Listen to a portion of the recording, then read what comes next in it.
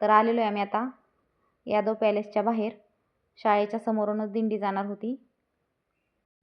खूप छान वाटलं आज दिंडी सोहळ्यामध्ये थोडासा वेळ काढून. पाहू शकता इकडं आमची शाळा आहे आणि शाळेच्या समोरून दिंडी चालली.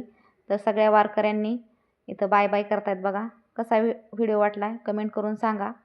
आणि आपल्या लहान लहान चिमुरड्या वारकऱ्यांसाठी व्हिडिओला एक लाईक करायला अजिबात विसरू नका. रामकृष्ण हरी.